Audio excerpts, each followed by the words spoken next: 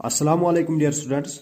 आज हमारा टॉपिक है legal provisions of Indian partnership act 1932 relating to some issues in the absence of partnership deed. तो यह इसका मतलब क्या है यहाँ पे कि पार्टनरशिप बिजनेस में कुछ इश्यूज ऐसे आते हैं जिनका जिक्र पार्टनरशिप एग्रीमेंट में नहीं किया गया है, यानी कि जिनके बारे में पार्टनरशिप एग्रीमेंट साइलेंट है, एब्सेंट है। तो उनका लीगल प्रोविजंस क्या है, उनको कैसे ट्रीट करना है उस वक्त। ये तो हम सभी जानते हैं कि जो भी पार्टनरशिप बिजनेस होती है वो रन करते हैं on the basis of agreement, partnership agreement या पार्टनरशिप डीड। तो यहाँ पे अगर कुछ इश्यूज ऐसे आए जो पार्टनरशिप डीड में जिनका जिक्र मेंशन नहीं किया गया है, इनको कैसे ट्रीट करना है, तो उस वक्त हमें देखना है कि इनका लीगल प्रोविजन क्या है। यहाँ पे कुछ इश्यूज ऐसे आते हैं, सपोज कुछ इश्यूज यहाँ पे हैं, सपोज सैलरी का इशू आता है, कमीशन का इशू आता है, या एनी अदर रिम्यूनरेशन का इशू आता है, या इंटरेस्ट ऑन कैपिटल का इशू आता है। पार्टनर्स क्लेम करते हैं सैलरी, क्लेम करते हैं कमीशन, क्लेम करते हैं, जब इनका जिक्र पार्टनरशिप एग्रीमेंट में नहीं किया गया तो उस वक्त इनका ट्रीटमेंट कैसे होगा। तो इसी तरह पार्टनर्स क्लेम करते हैं इंटरेस्ट ऑन कैपिटल, तो जब इसका जिक्र पार्टनरशिप एग्रीमेंट में नहीं किया गया है तो इसको कैसे ट्रीट करना है, ये भी हमें आज पढ़ना है। और इसके अलावा प्रॉफिट शेयर, यानी कि प्रॉफिट जो डिस्ट्रीब्यूट करना है अमंग द पार्टनर्स, या लॉस अगर फेस होता है बिजनेस में तो इसको कैसे कंट्रीब्यूट करना है, किस रेशियो से कंट्रीब्यूट करेंगे फ्रॉम पार्टनर्स।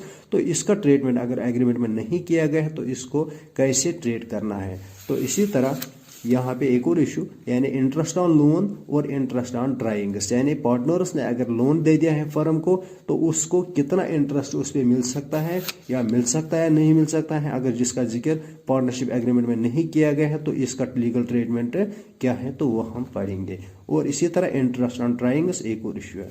तो पहला पॉइंट हम उठाएंगे यहाँ पे सैलरी क्या इशू। अगर पार्टनर्स क्लेम करते हैं सैलरी, रेम्यूनरेशन क्लेम करते हैं, तो पार्टनरशिप एग्रीमेंट में इसका जिक्र नहीं किया गया, तो इसके लिए क्या करेंगे, हम सेक्शन 13 को पढ़ेंगे, जो एक्ट जो 1932 का है। इसका सेक्शन 13A ये क्या कहता है, ये इसी के बारे में कहता है, a partner is not entitled to receive remuneration for taking part in the conduct of the business। यानी कोई भी पार्टनर जो बिजनेस रन करता है, जो कंडक्ट करता है बिजनेस, वो रेमुनरेशन क्लेम नहीं कर सकता है। ही इज नॉट एंटर, उसको रेमुनरेशन नहीं मिल सकती है जो पार्टनर बिजनेस में काम करता है। These are conditions which are subject to contract, यानी कि इसका मतलब क्या है, अगर एग्रीमेंट में लिखा गया है पार्टनर्स को सैलरी दी जाए, पार्टनर्स को रेमुनरेशन दिया जाए, तो उस वक्त एग्रीमेंट के हिसाब से ही उनको देना है। अगर एग्रीमेंट में मेंशन नहीं किया गया है तो उस वक्त क्या करना है, उस वक्त पार्टनर्स को, यानी कि जो रूल इसका है इंडियन पार्टनरशिप एक्ट 1932 का 13A जो है, ये क्या बोलता है, किसी भी पार्टनर को रेमुनरेशन नहीं मिल सकती, यानी कि partner is not entitled to receive the remuneration for taking part in the conduct of business. वो बिजनेस में काम करने के लिए उसको कोई रेमुनरेशन नहीं मिल सकती। तो यहाँ पे अगर हम देखेंगे, सपोज पहला वाला सैलरी का इशू यहाँ पे है, तो हम क्या लिखेंगे इसका आंसर, यहाँ पे इशू अगर सैलरी का इशू आ गया, या कमीशन का इशू आ गया, या एनी रेमुनरेशन का इशू आ गया, तो उस वक्त क्या करेंगे, हम इसका रूल अप्लाई करेंगे कि partners are not allowed salary, partners are not allowed commission, partners are not allowed any kind of remuneration, यानी कि not allowed to partners. Salary is not allowed to partners, commission is not allowed to partners, remuneration is not allowed to partners.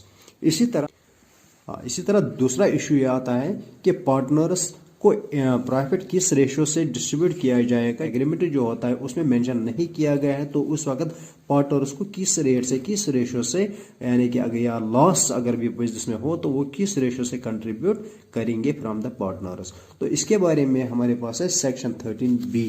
ये क्या कहता है, partners are entitled to share equally in the profits earned. जो भी partners हैं उनको equally profit मिलेगा जो भी बिजनेस ने अर्न किया है, and shall contribute equally to the loss sustained by the business.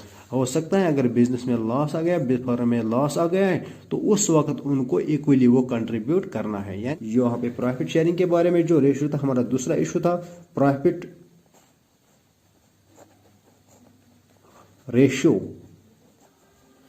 तो इसका आंसर क्या है हमारे पास, इक्वली, यानी equally distributed among the partners. और इस तरह से अगर लॉस भी हो गया, यानी कि बिजनेस में अगर लॉस भी हो गया तो वो भी इक्वली कंट्रीब्यूट करना है, यानी कि प्रॉफिट हो गया तो इक्वली डिस्ट्रीब्यूट करना है, लॉस बिजनेस में हो गया तो इक्वली कंट्रीब्यूट करना है। तो इस तरह से। और तीसरा इशू हमारे पास आता है इंटरेस्ट ऑन कैपिटल।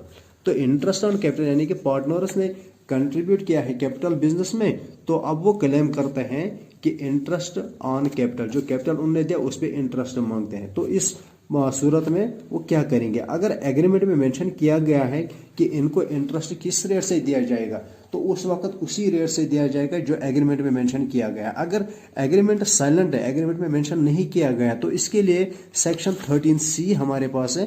वो क्या कहता है, a partner where a partner is entitled to interest subscribed by him, interest on capital subscribed by him, यानी कि पार्टनर जो है अगर इसको इंटरेस्ट देना है उस कैपिटल पे जो उसने सब्सक्राइब किया है, such interest shall be payable only out of profits. जो भी प्रॉफिट वहां पे जो भी इंटरेस्ट इसको देना है वो प्रॉफिट सिर्फ किससे लेंगे, वो प्रॉफिट से ही निकलना, यानी निकलना चाहिए। वो प्रॉफिट, वो इंटरेस्ट कहाँ से निकलना चाहिए, सिर्फ प्रॉफिट का पार्ट होना चाहिए।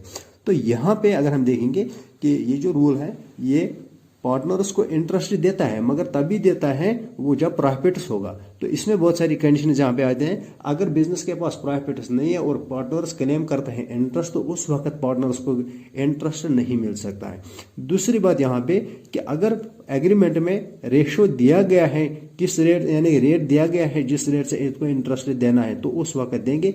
अगर एग्रीमेंट में मेंशन नहीं किया गया है किस रेट से इनको इंटरेस्ट देना है, तो उस वक्त पार्टनर्स क्लेम अगर इंटरेस्ट करेंगे अपने कैपिटल पे, तो उस वक्त उनको इंटरेस्ट ऑन कैपिटल नहीं मिल सकता। तो यहाँ पे इसका रूल क्या है, यानी कि when the partnership deed is silent on the interest on capital, तो उस वक्त यही हमारे पास है कि नॉट अलाउड टू पार्टनर्स, यानी पार्टनर्स को इंटरेस्ट ऑन कैपिटल नहीं मिल सकता।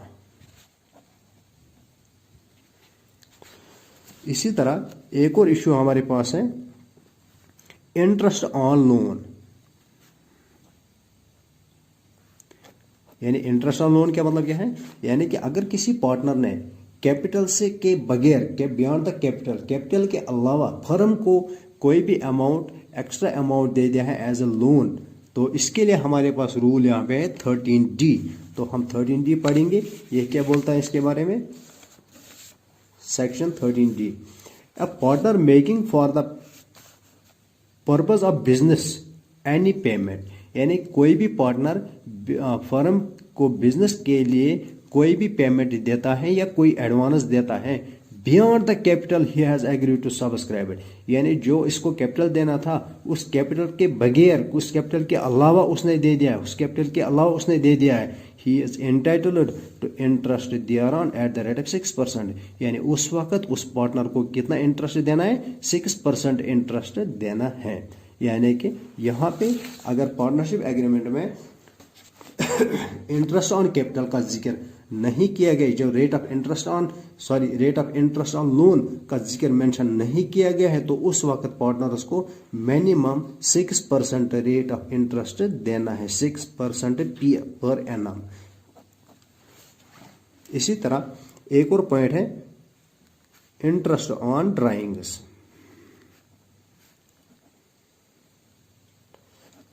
तो इंटरेस्ट ऑन ड्राइंग्स, अगर पार्टनर जो है उन्होंने बिजनेस से पैसे ड्रा किए या कुछ चीज़ें ड्रा किए हैं, तो उसको ड्राइंग्स हम बोलते हैं।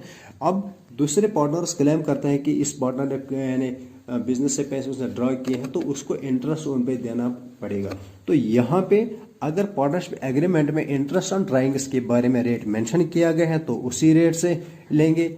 अगर मेंशन नहीं किया गया तो कोई पार्टनर्स को इंटरेस्ट ऑन ड्राइंग्स चार्ज नहीं किया जाएगा। तो यहाँ पे क्या लिखेंगे, not charge and not allowed interest on partners, interest on drawings to partners. तो यहाँ पे हमने सीखा है कि ये जो इश्यूज हैं, सैलरी का इशू होता है, कमीशन का इशू होता है, रेमुनरेशन का इशू है, अगर इनका जिक्र एग्रीमेंट में किया गया है तो इसको उसी रेट से देना है, उसी एग्रीमेंट के हिसाब से ही देना है। तो अगर एग्रीमेंट में मेंशन नहीं किया गया तो पार्टनर्स को सैलरी, रेमुनरेशन, कमीशन नहीं मिल सकता है। दूसरा पॉइंट यहाँ पे है प्रॉफिट रेशो। तो इसी तरह अगर प्रॉफिट रेशो का जिक्र मेंशन एग्रीमेंट में मेंशन नहीं किया गया है तो उस वक्त प्रॉफिट इक्वली डिस्ट्रीब्यूट करना है, या लॉस अगर होगा तो वो भी इक्वली कंट्रीब्यूट करना है। इसी तरह तीसरा point interest on capital. Interest on capital का जिक्र अगर एग्रीमेंट में किया गया है तो उसी रेट से इंटरेस्ट ऑन कैपिटल का चार्ज के देंगे उनको, पार्टनर्स को मिलेगा। और अगर इसका जिक्र एग्रीमेंट में नहीं किया गया है तो उस वक्त पार्टनर्स को इंटरेस्ट ऑन कैपिटल नहीं मिल सकता। तो एक और पॉइंट इंटरेस्ट ऑन लोन। तो इसी तरह से अगर इंटरेस्ट ऑन लोन के बारे में पार्टनरशिप डीड साइलेंट है, पार्टनरशिप एग्रीमेंट साइलेंट है, तो उस वक्त पार्टनर्स को इंटरेस्ट ऑन लोन सिर्फ 6% पर एनम के हिसाब से देना है। अगर एग्रीमेंट में मेंशन किया गया तो उसी रेट से, जितना रेट मेंशन किया गया उसी रेट से देना है। अगर उसमें नहीं मेंशन किया गया है तो उस वक्त सिर्फ 6% के रेट से, पर एनम के रेट से देना है। और फिफ्थ पॉइंट यहाँ पे इंटरेस्ट ऑन ड्राइंग्स। तो इंटरेस्ट ऑन ड्राइंग्स के बारे में हमने क्या सीखा है कि अगर एग्रीमेंट में मेंशन किया गया है रेट तो उसी रेट से देंगे, अगर नहीं किया गया है तो पार्टनर्स को इंटरेस्ट ऑन ड्राइंग्स चार्ज नहीं करना है। तो आज इतना ही, थैंक्स।